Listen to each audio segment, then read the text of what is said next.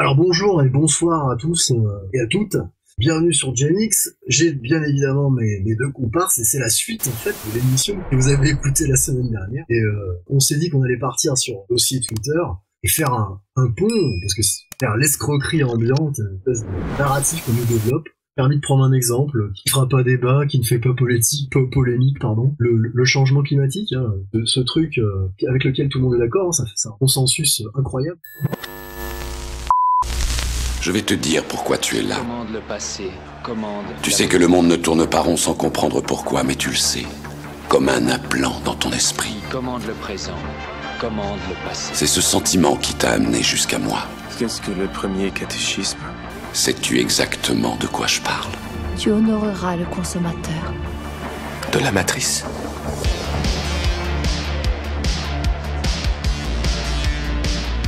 Pour m'accompagner ce soir, j'ai Castellan. Salut Castellan. Bonsoir colonel, bonsoir Tonio, bonsoir à toutes nos auditrices et à tous nos éditeurs. J'espère que vous allez bien en ce début d'année. Hein, bonsoir Tonio. Bonsoir colonel, bonsoir Castellan et bonsoir à tous. Prenez garde à ne pas geler en ces froids matins d'hiver. Ah oui là, c'est pas quand on diffusera l'émission, je sais pas à combien on sera. Pareil qu'il fait moins dans le Jura. Dans le Jura. Salut les Jurassiens. Salut les glaçons. c'est bien. Si c'était en manque de glaçons pour le cas. Moi je vous avoue mes amis, je suis un peu énervé chaque hiver. Et comme vous le savez, je suis en domaine royal et j'ai pas de neige les hivers, c'est triste. C'est d'un triste. Enfin bon bref. Ah c'est moche. Ah moi il vient de neiger chez moi. Là. Ah. Un peu de neige. C'est joli, c'est tout blanc. Justement, on parlait de la neige, tout ça. Il y a plus d'hiver, ma bonne dame. En fait, ça reste à prouver, mais oui. Oui, ouais, c'est justement un peu le sujet. J'avais envie, alors, j'ai pas sourcé à mort, parce qu'en fait, quand on essaie de sourcer à mort ce sujet-là, ça devient vite barbant. Et l'homme moyen que je suis agit un peu avec sa raison. Si on regarde bien comment l'évolution humaine moderne s'est faite, depuis l'industrialisation de masse, et la consommation de masse, on fait à peu près n'importe quoi sur cette planète. Je pense que ça, qu'on soit de droite, à gauche, de rien du tout, j'espère en tout cas, en conscience que on relâche régulièrement les trucs les plus polluants et les plus toxiques, à peu près n'importe comment, à condition de pouvoir en tirer un profit. Et l'industrie, d'une manière générale, se fout complètement des impacts qu'il peut y avoir à court, moyen ou long terme. Alors, il n'y a pas de pays plus vertueux qu'un autre. Tout simplement parce que la globalisation crée un phénomène assez simple. Tout le monde se tient gentiment par la main dans la recherche profit maximum sans prendre garde aux conséquences humaines et environnementales. C'est clair. Et je n'évoquerai pas non plus les sujets connexes qui sont, par exemple, l'ingénierie génétique, à la fois le mélange des espèces, des espèces vivantes, y compris les OGM. En fait, ce qui est assez dramatique là, c'est qu'il n'y a pas de limite recherche ingénieuse de l'homme se faire le plus de profit possible, peu importe les conséquences. Je pourrais donner un exemple qui est la recherche nucléaire. L'ingéniosité de l'homme crée le nucléaire, grand sujet qui est un sujet très intéressant, très important. Ils n'ont pas pu s'empêcher d'en faire des putains de bombes pour foutre sur la gueule de leurs camarades. Donc restons très simples et très basiques. En fait, ce qu'on voit avec cette histoire de changement climatique, ni plus ni moins que l'exploitation d'une situation qui a été générée massivement par la recherche du profit maximal et la concentration des capitaux, hein, faut dire.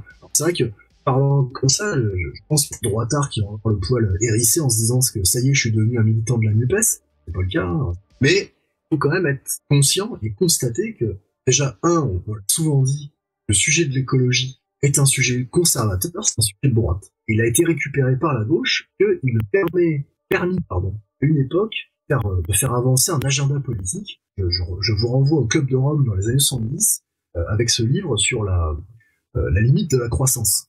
Et quand vous écoutez Jean Covici... Bonjour, je m'appelle Jean-Marc Jancovici. Ça fait 20 ans que je m'intéresse à un des grands malheurs du monde qui s'appelle le réchauffement climatique. Parce que, effectivement, la réflexion que je me suis faite vient aussi de sa BD qui a fait pas mal de polémiques parce que, a priori, elle est bourrée d'approximations. Et c'est pas très étonnant. Quand vous écoutez, vous avez une micro-interview de Jean Covici sur Combini, hein. Déjà, le mec qui passe sur Combini, il y a quand même un agenda derrière, on le sait tous.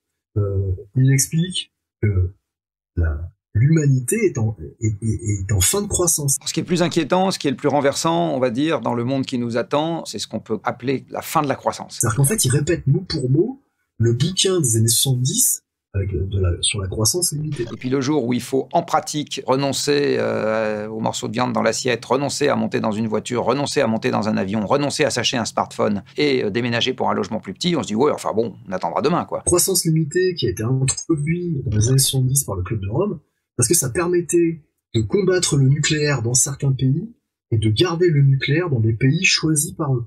Attention, le Club de Rome est étroitement lié au Forum économique mondial. Donc il y a des enjeux économiques qui se sont mis en place et un narratif qui s'est mis en place dès les années 70. Les gens découvrent le Forum économique mondial aujourd'hui, et à l'occasion notamment de la fameuse crise du Covid. Mais en réalité, ces mecs-là sont aux affaires depuis au moins 50 ans. Voilà. Est-ce que vous... Enfin, il va falloir m'interrompre, les gars, parce que sinon je risque de faire un tunnel, le tunnel du Gothard à côté, c'est peanuts, ça. Tonio, Castellan. Oui, bah justement, tu parlais de ces progressistes qui font tout et n'importe quoi avec, pour faire du profit. Ça a toujours été comme ça depuis 1789, on le sait bien, avec ces gens qui, pour leur intérêt personnel, détruisent tout, que ce soit des gens, que ce soit des environnements, ouais, que ce soit de la politique, des économies stables, etc.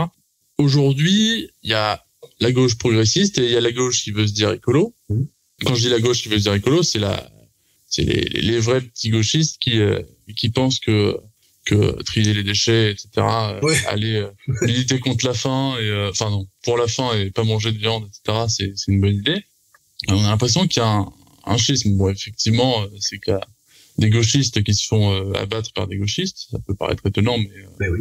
Bon, comme il y en a trop, ça peut paraître aussi lucratif. Et bon, bah oui, comme toujours derrière, c'est du côté de l'argent.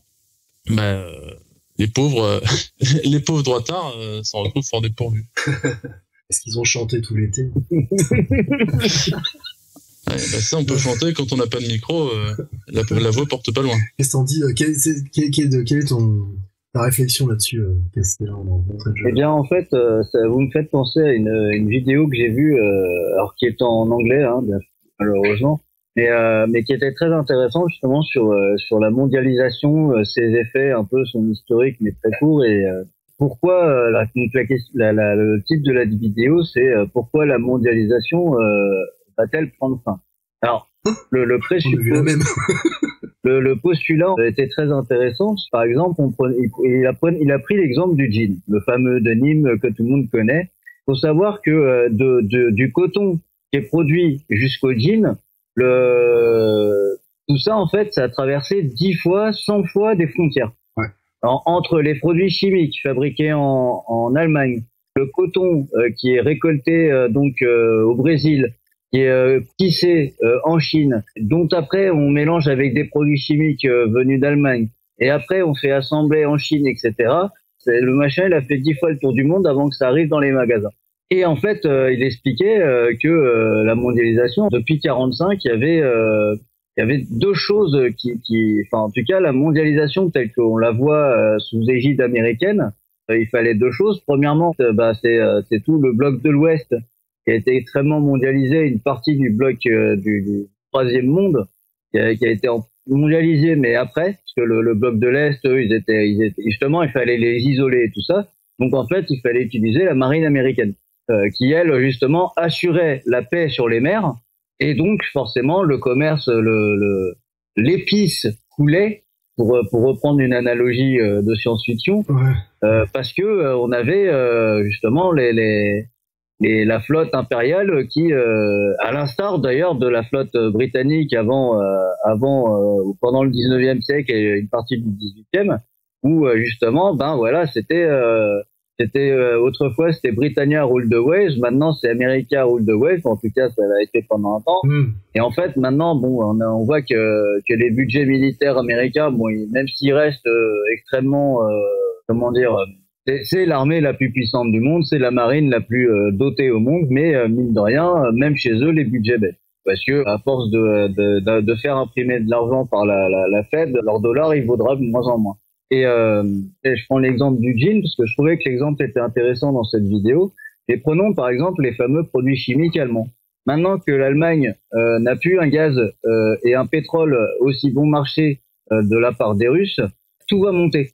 tout le produit de tout va monter. On prend un autre exemple, l'alimentaire, le blé et les engrais. Les engrais, je crois que le principal exportateur d'engrais, c'était la Russie. En fait, tout l'Occident s'est coupé des engrais russes, puisque bien sûr la Chine, l'Inde, le Brésil, l'Iran, eux, rien à faire, ils continuent à choper de l'engrais russe, c'est pas un problème pour eux.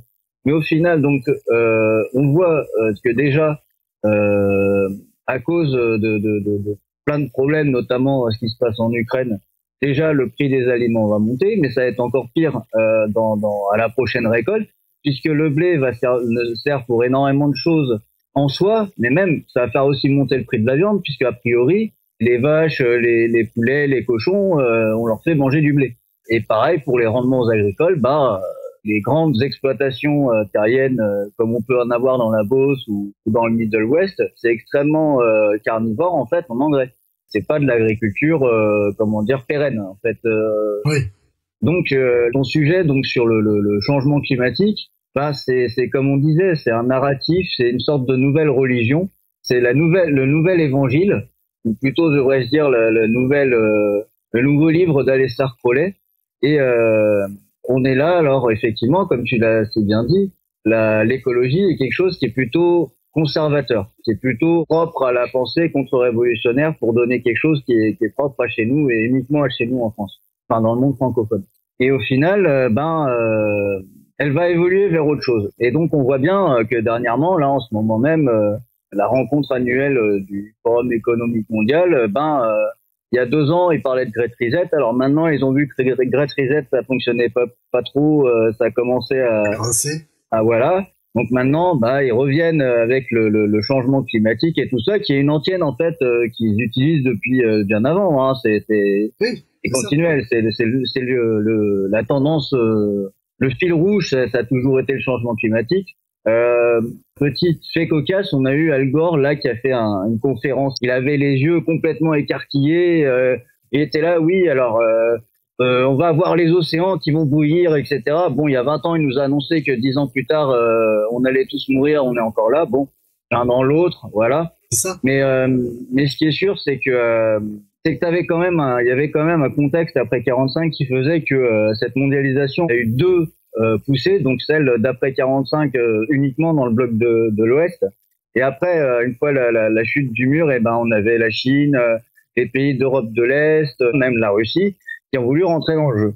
Et au final, quand on voit un peu géostratégiquement en fait le positionnement des pays, on a toujours l'Union européenne et les États-Unis, plus quelques satellites comme la Nouvelle-Zélande, l'Australie, etc., qui continuent dans leur pensée de guerre froide, post 45. Et on a tous les autres qui se sont dit, bon, écoutez, là, ils font un peu les concons, on va faire notre truc entre nous, d'où l'organisation de la coopération de Shanghai, etc. Ouais. Et maintenant, à l'instar de la guerre froide, on a 2 mondialisations, dont une qui est principalement faite sur de l'économie tertiaire, la nôtre, ouais, et l'autre qui est, à mon avis, plus pérenne, parce qu'elle est basée sur de l'échange, donc de la convertibilité devise or. La Chine et la Russie, c'est le cas, hein, ils ont des stocks d'or, en tout cas, ils ont acheté énormément de stocks d'or, donc ils ont une convertibilité de leur monnaie en or, ce qui n'est pas le cas chez nous. Hein. La Banque centrale européenne ou la Federal Bank, la Banque fédérale américaine imprime comme c'est pas permis, d'où en fait déjà une dévaluation de la monnaie, ce qui provoque en partie une hausse des prix. Ouais. Et en plus de ça, il y a des lignes logistiques qui sont en rupture. Alors que ces ruptures soient intentionnellement cassées ou que ce soit juste par la force des choses. Oui, le fait de la géopolitique, tout simplement. Voilà. En fait, fondamentalement, derrière, ça rajoute aussi. Que forcément, si tu as moins accès à un produit donné, que ce soit de la matière première, un produit semi-fini, un produit fini, derrière, qui dit moins d'offres, dit une montée des prix, etc. Montée de la résilience. Messieurs, vous n'aurez plus de chauffage aujourd'hui. Voilà. Non, exactement. Mais en fait, quand tu regardes cette histoire du réchauffement climatique, ça me fait aussi penser à cette phrase de Schwab, vous n'aurez rien et vous serez heureux. Mais c'est ça. Tout mon biais, parce qu'effectivement, moi j'ai un très gros biais. De toute façon, le gars qui aujourd'hui prétend être totalement impartial, machin, etc. Faut arrêter les conneries. on a tous un biais, et moi mon biais est le suivant, c'est que le narratif du changement climatique sert bien à tout ce que tu viens d'évoquer en réalité. Tout à fait. C'est un joli paquet cadeau. Je le répète, hein, le bouquin qui est mis à jour régulièrement, qui s'appelle Les limites à la croissance, qui a été publié en 72, c'est une étude sur un modèle informatisé pour simuler les conséquences des interactions entre la Terre et les systèmes humains.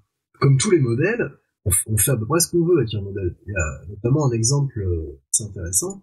On s'aperçoit que dans les années 30, certains chiffres étaient donnés par rapport aux températures, machin, etc., par rapport au climat. Et ces chiffres, en fait, c'est plus les mêmes aujourd'hui. Et ça va même plus loin. Si vraiment on cherche un peu dans les détails, ils ont carrément changé les chiffres des années 30, quoi. Donc on est vraiment sur une escroquerie pure et simple, qui permet d'entretenir un narratif. Et au milieu de tout ça, vous avez comme d'habitude des gens plein de bonne foi, plein de bonne volonté. Alors effectivement, c'est là où ça devient perturbant, c'est que vous allez avoir des types qui se présentent comme étant consultants, ingénieurs en changement climatique. Alors le mec, c'est son sujet, quoi. Donc tu peux juste que fermer ta gueule, parce que le mec il sait. On est dans le scientisme le plus pur. Ce qui, au passage, me fait toujours un petit peu sourire, parce qu'effectivement, vous retrouvez toujours les gens dans le scientisme, dans le matérialisme le plus crasse, des gens de gauche. Alors je vais encore taper sur les gens de gauche, c'est terrible, qu'est-ce qui m'arrive? Mais non, mais c'est vrai. Moi, je me suis fait une réflexion personnelle à l'époque de l'histoire du Covid, là. Vous aviez carrément, en fait, c'est comme si, en fait, les anti-vax étaient des espèces de salauds de fachos de droite, et les gens qui se pliaient bien gentiment à la doxa et qui allaient se faire vacciner, c'était des gens de gauche. Oui, et puis de la même manière, les chiffres étaient trafiqués dans l'un et l'autre sens. Tu parlais des températures qui étaient modifiées dans les années 30, mais surtout plus récemment, t'as des graphiques qui montrent en gros l'évolution de l'énergie consommée par le soleil et l'énergie du coup qu'elle reflète. Ouais. Et étrangement, jusque dans les années 70, l'énergie était en nette augmentation. Ouais. Sachant que, on rappelle que le soleil est une naine jaune et qu'elle elle est censée être dans une évolution constante. En expansion, voilà, ouais. Voilà. Et bizarrement, dans les années 70, lorsque on commence à évoquer, 70-80, là, quand on commence à évoquer la question du réchauffement climatique, c'est étrange, non, mais je sais pas, mais la réflexion du soleil commence à baisser avec les idées des gauchistes. Enfin, c'est particulier. Et puis évidemment, l'échelle du rejet humain de CO2 augmente, oui, voilà, exponentiellement. Mais c'est ça. Oui, voilà, c'est pas possible scientifiquement. Si on avait eu un choc comme ça, pour le coup, on l'aurait senti, on l'aurait vu aussi. Mais en fait, c'est là où ça devient intéressant, c'est même dans la sémantique qu'ils vont utiliser sous ces gens, c'est que vous avez des négationnistes, du climat. Ah bah. Donc en fait, mais c'est vrai, c'est parfait. C'est-à-dire qu'en fait, on vous rebalance gentiment la pilule en utilisant un terme qui est utilisé, bref, vous savez d'où ça vient. Naguère, on avait le docteur Forisson, maintenant il faut le nouveau Forisson écolo, c'est bien. Mais c'est un peu ça. Il y a un alors j'ai plus son nom, j'aurais dû le noter. C'est un lord anglais, hein, c'est un mec assez éminent. Qui fait souvent des interventions pour expliquer à quel point tout ça c'est une escroquerie. Le gars, c'est un nazi, quoi, à leurs yeux, quoi. Enfin, c'est assez terrible. Tu sais, tu parlais de modèles mathématiques, les 4 modèles. Et moi, ça me fait penser à cette fameuse phrase que dit Jean Gabin dans Le Président d'Henri Verneuil. Le langage des chiffres a ceci de commun avec le langage des fleurs. On lui fait dire ce que l'on veut. Les chiffres parlent, mais ne crient jamais. C'est pourquoi il n'empêche pas les amis de Monsieur Chalamont de dormir. Permettez-moi, messieurs, de préférer le langage des hommes. Je le comprends mieux. C'est ça. Alors, c'est terrible parce que même là, tout de suite, on est en train d'avoir cette discussion où, en fait, bon, bah, je suis juste allé chercher du bon sens et puis voilà, ce que mon ressenti personnel et ce que je vois, etc. Et les lectures que j'ai pu avoir depuis maintenant quasiment 20 ans, on va dire, où j'ai le nez dans ces sujets-là. Pour moi, c'est très flagrant, en fait. La manipulation, elle est extrêmement flagrante. Et effectivement, on fait dire ce qu'on veut aux chiffres, et surtout, il y a cette espèce d'autorité. Alors, je suis un scientifique, donc ta gueule. Mais ce qui est très très curieux, c'est que l'autre scientifique qui va vouloir aller à l'encontre de ces scientifiques publics, lui, par contre, on le réduit au silence. Il n'a pas le droit de... Et pourtant, c'est, je veux dire, la le propre d'une hypothèse scientifique ou d'une théorie, c'est qu'elle soit quand même émise. Alors elle peut dire ce qu'elle veut en final, mais derrière normalement il y a une contradiction des pairs. Ça fait partie du truc normalement. Non, là il faut pas. Ah bah oui. Mais vous vous rendez compte, Monsieur Castellan, la dangerosité que vous pouvez amener? Vous vous rendez compte qu'il y a des gens qui peuvent brûler des pneus et se dire avec la bonne conscience qu'ils sont des hommes gentils? Oh mais vous savez, ma vieille dame, il y a des gens qui meurent tous les jours en traversant la rue. Alors qu'est-ce que ça change? Non mais voilà. Il y a aussi, bon, ça fait partie des exemples un peu que j'ai relevés comme ça à la volée, hein, la confusion qui est mise entre ce que je vous disais en préambule, entre le dioxyde de carbone et le monoxyde de carbone. Effectivement, le monoxyde de carbone, une très faible part dans l'air que vous respirez va vous flinguer, hein, clairement. Il faut pas rejeter du monoxyde. Bon, effectivement, on en rejette, hein, mais on aime bien créer la confusion là-dessus. La NASA a même émis une étude qui explique que le monde devient plus vert grâce au dioxyde de carbone.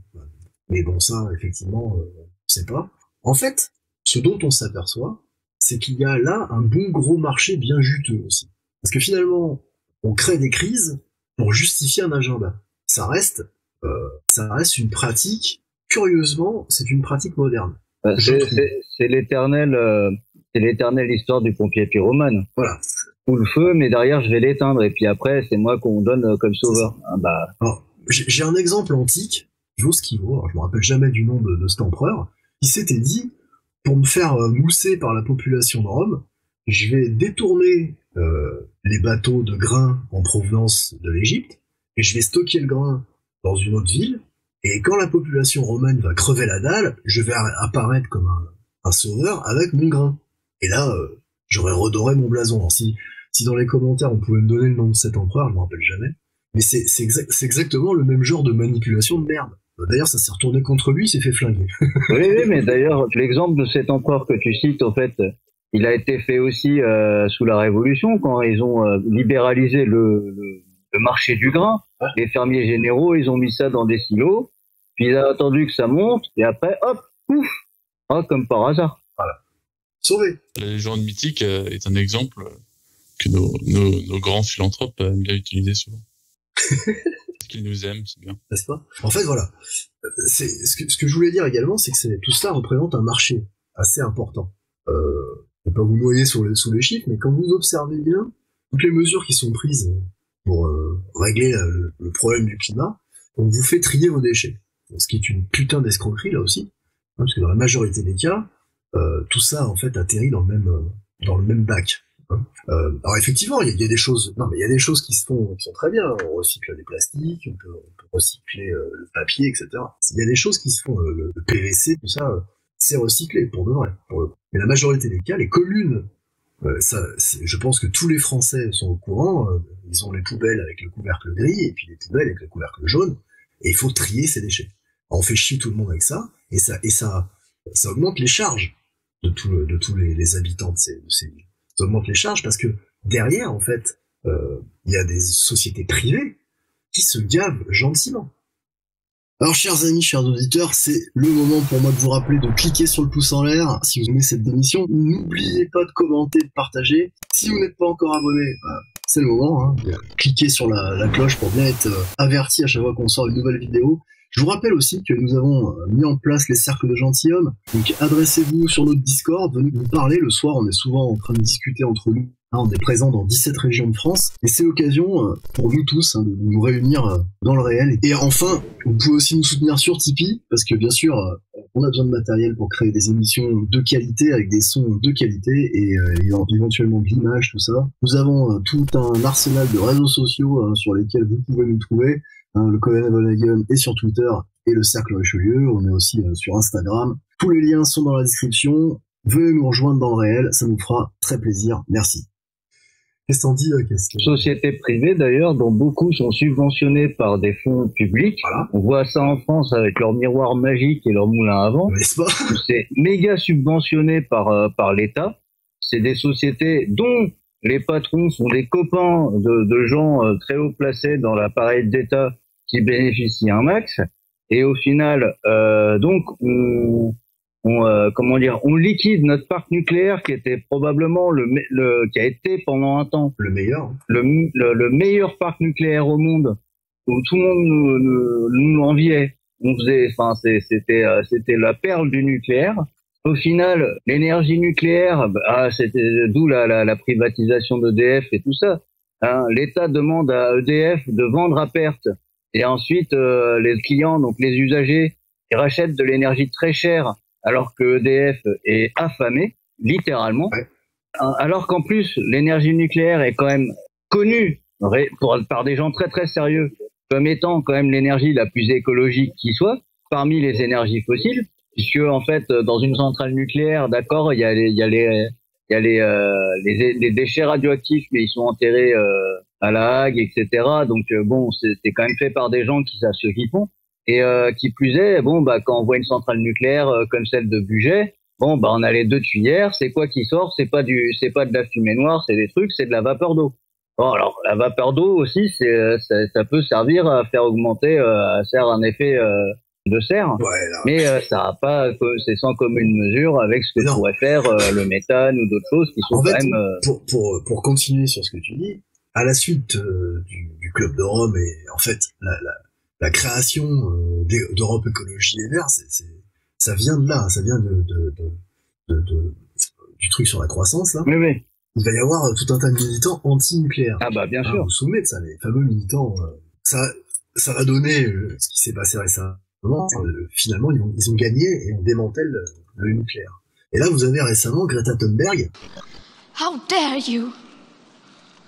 You have stolen my dreams. C'est quand même l'égérie absolue de ça, qui se prononce pour le nucléaire. Bah d'ailleurs, elle s'est fait arrêter il y a pas longtemps dans une mine de charbon, ou une ancienne mine de charbon au nord de l'Allemagne.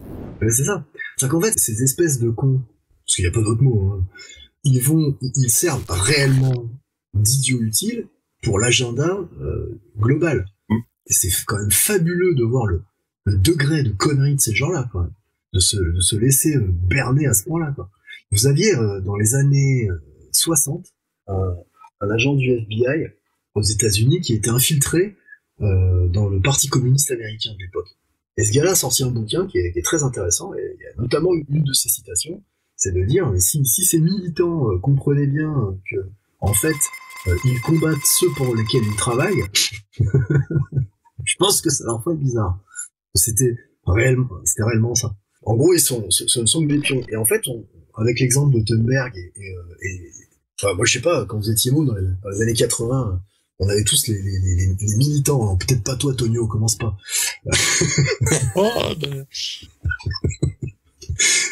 Moi, je peux parler des années 90, avant, j'étais un peu trop jeune. On a tous connu les militants à claquettes.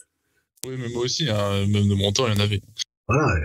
D'ailleurs, en fait, c'était quand même fabuleux de militer tout en fumant des joints. Bref, c'était d'une efficacité redoutable. En fait, ce sont les enfants spirituels et parfois même naturels, les fameux babacools des années des hippies des années 70, qui étaient à peu près dans les. Enfin, c'est une évolution comment dire, des sujets chers aux hippies dans les années 70. Sauf qu'en fait, ils ont grandi, ils ont commencé à travailler, et puis ils ont eu de l'argent, et donc maintenant ils pouvaient investir et faire leurs conneries, machin, anti-nucléaire et tout ça. C'est comme ça que.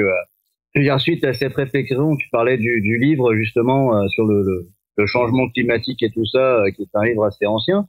Et au final, je veux dire, ça se trouve, le gars était à Woodstock, quoi. Je sais pas forcément, mais ça serait pas très très étonnant. Hein, non, mais ce que je veux dire, c'est que c'est quand même qu'il y soit allé littéralement mais je veux dire. De toute façon, on voit une filiation spirituelle entre le mouvement écologique et les sujets chers aux hippies, en fait. En fait, je pense pas que tu aies tout à fait tort, puisque le bouquin a été écrit par des chercheurs du MIT. Ah. Quand on sait qui a les doigts et qui finance le MIT, bon. Ah, voilà. Je vous renvoie également à un truc qui s'appelle les 10 mythes à propos du changement climatique sur le site de la World Wildlife Foundation, 10 myths about climate change. Et vous pouvez faire une donation. donate to the Climate Crisis Fund. Comme par hasard. Mais de toute façon, en fait, cette histoire de crise climatique, de changement climatique, comme tu l'as dit, en fait, la semaine dernière, ces gens-là, ils en ont rien à foutre de tous ces sujets-là. Je parle des investisseurs. Ouais. Ils sont là pour faire des sous. Mais en même temps, ils sont pas que là pour faire des sous. On le voit ce qui se passe avec le Forum économique mondial, qui sont des gens quand même qui ont tous des thunes. Hein. C'est des comptes en banque qui sont à 8, 9, 10 chiffres, voire plus. Et en fait, on tombe toujours sur quel sujet aborder pour en fait mieux contrôler la population. C'est de la gestion technocratique pure et dure, contrôle et gestion. On n'est pas sur de la vraie politique. Ça s'appelle même plus de la politique d'ailleurs, si vraiment on veut être à cheval sur les termes. Oui. Et en fait, si ces gens-là étaient vraiment sérieux, peut-être qu'on aurait dans les universités des cours sur l'énergie libre de Tesla, ou en tout cas on aurait depuis quelques années permis un développement des réacteurs de fusion expérimentaux. Oui, d'ailleurs, il y a Castellan, oui. je te coupe parce que quand tu parles de tous les phénomènes d'énergie libre, je tiens à préciser quand même que, en tant que scientifique, scientifique, qu'est-ce que je raconte? Étudiant. En tant qu'étudiant scientifique, on a pu voir quand même que tout ce qui est énergie libre, il faut pas se leurrer, c'est fondamentalement impossible de recréer de l'énergie à l'infini. Bon, après, la manière de Tesla était un peu, avait un intérêt particulier qu'elle utilisait la rotation de la Terre en faisant une rotation magnétique, mais c'est pas vraiment une énergie libre. Et il faut faire vraiment attention de faire ce distinguo parce que c'est quelque chose qui hante la tête de certaines personnes qui croient que encore avec des machines de la taille d'un immeuble, on peut créer de l'énergie pour la Terre entière et sans apport extérieur. De toute façon, on est d'accord que ce qui crée de l'énergie, c'est le fait de justement de transformer de la matière. En l'occurrence, par exemple, on prend le nucléaire. On a les barres d'uranium qui chauffent l'eau, etc. Donc, on utilise quand même une matière première, l'uranium, ou le charbon ou le pétrole, pour des centrales diesel ou des centrales à charbon, qui elles vont faire chauffer de l'eau et vont faire tourner les turbines. Donc, au final, on a de la consommation de matière en vue de créer quelque chose qui n'est pas palpable en tant que tel, et qui pourtant a énormément d'impact, qui est l'électricité. Oui, alors effectivement, sur ce point-là, on est d'accord. Et on est d'accord aussi que effectivement, la stratégie Tesla ne consomme pas de la matière, mais une infime partie de l'énergie de rotation de la Terre. Et c'est là que ça peut avoir son intérêt, je suis tout à fait d'accord. Notamment lorsque, par souci économique, bien évidemment, les grands ingénieurs ont détruit, les grands ingénieurs, je parle des grands ingénieurs qui sont gentils avec nous, les hommes moins ingénieurs, qui ont détruit malencontreusement ces plans si géniaux. Mais...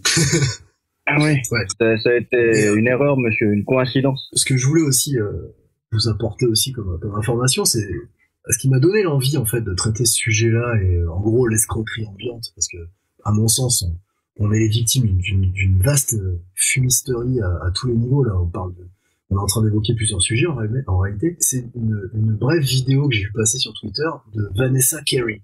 Vanessa Bradford Carey, c'est la fille de John Kerry. Ce magnifique, comment dirais-je, envoyé spécial présidentiel pour le climat. La fille de Kerry, en fait, déclarait que à cause du changement climatique, on allait voir environ 250 000 morts dans les années suivantes, dans les années qui viennent.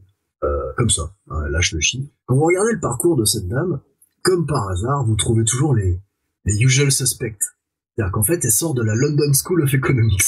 Ah bah tiens. Il n'y avait pas Fleur Pellerin aussi qui... Si, tous. C'était terrible. Ça en devient comique. Moi, effectivement, plutôt que de m'énerver, je devrais peut-être rigoler parce que ça, c'est pathétique. Et en fait, elle a même travaillé pour un truc qui s'appelle la Global Alliance for Vaccines and Immunization, fondée par la Bill and Melinda Gates Foundation. Ah bah tiens, bien sûr. Ah bah bien sûr. On est bon là. C'est le pompon là. C'est-à-dire qu'en fait, tous ces gens-là évoluent, travaillent, ils font tous tout dans les mêmes milieux en fait. C'est chiant en fait. Ah oui, elle était aussi étudiante à Yale. Ah bah tiens. Et puis tous ces gens-là, comme tu dis, ils vivent dans les milieux et une fois par an, ils vont tous en Suisse avec des jets privés, ce qui est très écologique d'ailleurs pour des gens qui sont très Ils vont tous, ils arrivent tous en jet privé à Davos, mais en même temps, ils parlent d'écologie. Moi, j'aime bien. Hein, non, mais ça, on n'est pas trop, une contradiction près. C'est trop flagrant. Mais oui, je suis d'accord. C'est ridicule. On est bien d'accord, mais je trouve que ça, c'est vraiment, c'est le degré zéro, quoi. C'est-à-dire que à côté de ça, ils ont, comme ils ont des influences et qu'ils ont des plateformes pour pouvoir parler, et ils ont des autorités qu'ils se sont arrogées et qu'on leur laisse avoir. Ils ont une influence énorme. Et le problème est là. Donc en fait, si effectivement, parce qu'ils ont le droit de dire ce qu'ils veulent, ils ont le droit d'avoir cette idéologie-là. Mais par contre, en fait, où le bas blesse, c'est que nous là, les lambda, les gens qui ne sont rien, comme dirait l'autre, qui traversent des rues pour aller vers le trottoir d'en face, tout ça. Ben nous, en fait, dès qu'on essaye d'avoir un tout petit peu de bon sens, on va se faire rattraper par les gens comme nous, mais qui sont totalement inféodés à ce truc-là, et qui vont nous tomber dessus. Tu vois ce que je veux dire? C'est qu'en fait, ils ont quand même réussi à foutre dans la tête de la majorité des gens que si tu tries pas, t'es qu'un con. Enfin, moi, j'ai des exemples flagrants qui me viennent en tête. Et tous, on en a. Hein. Vous avez tous ces discussions-là où le mec il va dire mais il faut trier, c'est vachement bien pour la planète, machin, la famille zéro déchet, toutes ces conneries. Mais il y a juste pas de bon sens. C'est-à-dire qu'en fait, à aucun moment, tu ne peux aller à l'encontre de ça. Sinon, t'es un espèce de salaud. Bah, c'est simple, hein, tu sais, quand je vois deux écolos qui sont en train de discuter de la pluie et du beau temps, littéralement, je me rappelle toujours cette petite phrase que j'aime bien me dire, parce qu'il y a un côté où je me dis, non pas que j'ai un sentiment de supériorité par rapport à eux, mais un con qui marche va toujours plus loin que deux intellectuels assis, tu vois. Ouais, bien. Après, il y a aussi un autre biais à tout ça que j'aimerais apporter. C'est qu'en fait, quoi qu'on fasse, quoi qu'on dise, la planète, elle tourne, elle existe. Il y a eu des catastrophes immenses sur cette planète, des continents entiers ont été rasés, et ça, en fait, l'homme moderne ne peut pas l'accepter. C'est-à-dire que si demain, la Terre elle a décidé de nous nettoyer, elle nous nettoiera. Comme ça a été fait, enfin, je veux dire, on peut reprendre tout un tas de travaux qui ont été faits sur les dernières glaciations, enfin, on en parlait un soir. Et ça, en fait, il y a aussi cette notion-là que j'aimerais apporter, c'est que l'homme moderne a décidé de remplacer Dieu, hein, et a décidé en fait que c'était, c'est très prétentieux de dire ouais mais c'est l'homme qui est en train de massacrer la Terre. Alors l'homme pollue la Terre, c'est certain, et encore, toi, moi, Tonio et tous les gens qui nous écoutent, je pense pas qu'ils aient enfin, c'est même, je pense pas, c'est que je suis sûr qu'ils n'ont pas un impact terrible. Il y a tout un tas de chiffres qui ont été sortis et qui prouvent ça. C'est-à-dire qu'en fait l'impact en dioxyde de carbone de l'être humain sur la Terre est proche du pourcent, 1%. Oui. Après, faut pas oublier non plus le nouveau continent de plastique, etc., qui fait de produits. Voilà. Non, mais c'est ça. On est d'accord. Mais c'est là où en fait, effectivement, nous, on essaie de travailler avec notre raison. C'est-à-dire qu'effectivement, à un moment donné, au lieu de mettre la pression sur le citoyen lambda pour un peu mieux le contrôler, eh ben, il serait peut-être temps, effectivement, de mettre la pression sur les industriels et sur tous ces gens, en fait, qui nous font bouffer de la merde, respirer de la merde et boire de la merde. Après, on s'étonne qu'il y ait de plus en plus de cancers et de pauvres types qui crèvent. Alors, on va te dire, c'est parce que tu fumes trop. Je suis pas bien sûr que ce soit que le seul sujet. Hein, quand tu regardes ce que les gens ont dans leurs assiettes parce qu'on les appauvrit. Et pour le coup, on leur fait acheter de la bouffe de merde. Tu vois, et pourtant, bien manger, ça coûte pas si cher que ça, même avec même avec des prix qui montent et des salaires et des revenus en fait qui se contractent, hein, ils baissent pas mais ils se contractent.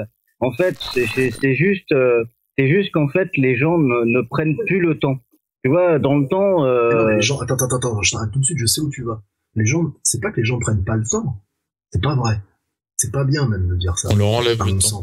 On leur enlève le temps. Ouais, c'est vrai. La société telle qu'elle est fabriquée fait que et on peut reboucler tellement de sujets là-dessus, notamment un des sujets du féminisme, l'homme déconstruit, machin, etc. Non, mais c'est vrai. Tu prends madame et monsieur qui ont 2 gosses, ou 3 gosses, ou 4 gosses, je sais rien, ou un gosse. Et ben en fait, c'est madame et monsieur, ils sont pas en train de s'occuper de leur vie, en fait. Ils sont en train de travailler. Je vous rappelle que le mot travail vient du latin tripalium, et que tripalium, c'est un machin, un instrument de contrainte pour aller ferrer les vaches et les chevaux, quoi.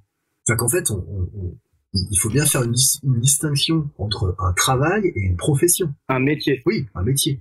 C'est-à-dire qu'en fait, les gens, on les met au travail, c'est-à-dire qu'on les contraint, on les cadenasse, et effectivement, je suis d'accord, ils peuvent pas prendre le temps de se faire à bouffer. Alors, la majorité des gamins, des étudiants, de tout ce que tu veux, n'ont pas les moyens, en fait, de bouffer correctement. Alors, ça bouffe de la merde. Ça bouffe du McDo, du Uber Eats, je sais pas quelle autre connerie, avec une valeur nutritive dégueulasse.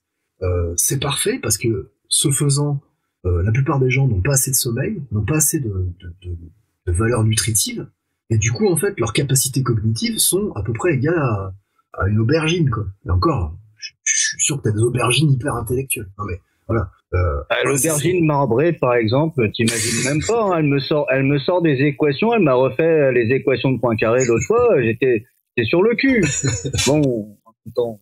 Voilà, et ça donne la gauche, les gentils écolos pas pollueurs, la droite, ces salauds de patrons qui exploitent les autres et qui n'en ont rien à faire de la pollution, la fameuse vision binaire des gauchistes avec un âge mental d'un gosse de seconde. Voilà, il fallait que je la sorte quand même.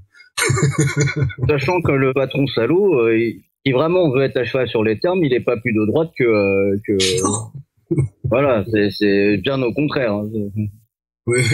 Donc voilà, le narratif ambiant sur le changement climatique, s'il vous plaît, renseignez-vous.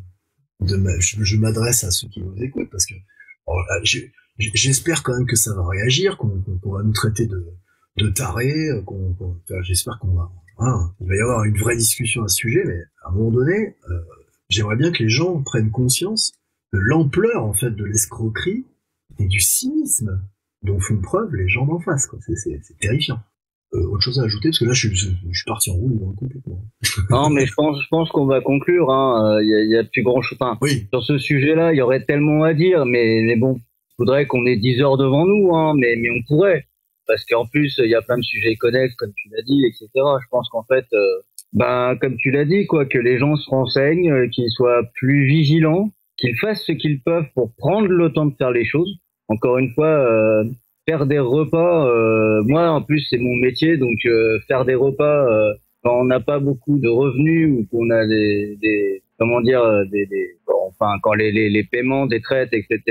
Deviennent de plus en plus importants dans un revenu global, c'est juste, c'est pas compliqué. Alors oui, ça prend un peu de temps, mais je veux dire. Oui, est-ce qu'on peut pas prendre ce temps-là sur mater Netflix, par exemple, je sais pas quelle série de merde, au passage. Oui. Tout à fait, mais voilà, mais c'est exactement ça. C'est clair. Tonio, aide-nous à conclure. Oui, non, mais d'une façon, d'une manière générale, on est quasiment toujours d'accord sur les sujets pour conclure, c'est que derrière, c'est toujours une question d'argent qui revient aux mêmes personnes. Toujours une question de pouvoir manipuler les pensées des gens, pour pouvoir en faire ce qu'on veut.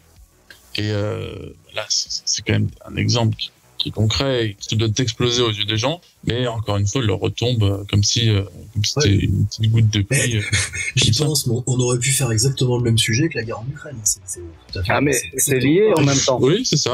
Lié. C'est très lié. Bien sûr. On va dire que tout est lié, mais bon, c'est pas si faux. Oui, c'est un peu facile. Attention les gens, tout est lié. Et par contre, une dernière petite chose que je voulais rajouter et que Tonio m'a rappelé en disant sa conclusion, c'est que les gens, dans la mesure du possible, bien sûr, il y a les histoires personnelles et tout, et toutes les situations ne sont pas évidentes, mais si vous voulez vous libérer de cet esclavage moderne, et en fait trouver des activités dans lesquelles vous allez pouvoir être indépendant. Et dites-vous bien que quand on sera de plus en plus d'indépendants, notamment avec des gens, j'ai envie de vous dire avec des valeurs communes, au moins on pourra essayer d'avoir des circuits économiques parallèles à nous.